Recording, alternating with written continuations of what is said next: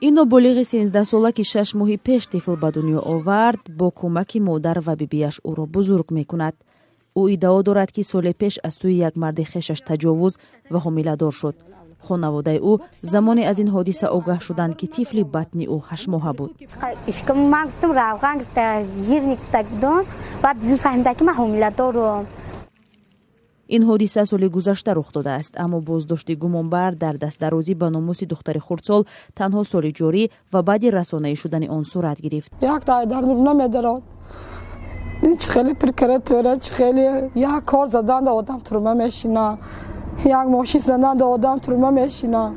من بسیار گپا میفهمم، راه میبرم تحنه میکنن، خانه میدارم تحنه میکنن، گپی مردم کاری مردم. این فرزند آقوش قمیص رزانده که جگرت میریزانده.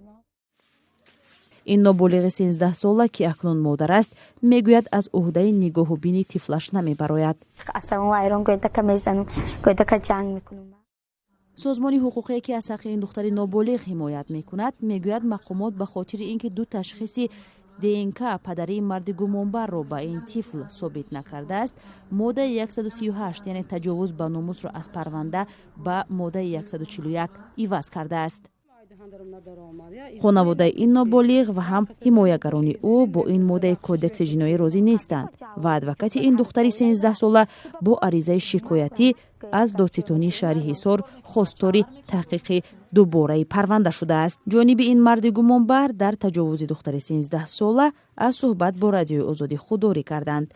تلاش‌های این دختر نوبالغ که طفل به دنیا آورده است برای عادلانه تحقیق شدن پرونده و به جوابگری کشیدن مرد گمانبر در حالی است که خشونت و زورآوری نسبت زنان در تاجیکستان از موضوعهای داغ باقی میماند.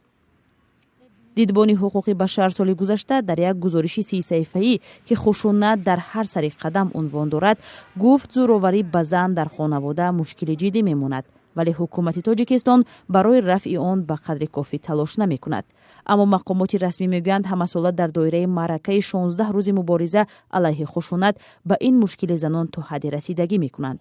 همچنین آنها عملی شوی برنامه دولتی پیشگیری زورآوری در عائله برای سالهای 2014-2023 را یک راه مبارزه با خشونت و زورآوری در خانواده ها عنوان می کنند.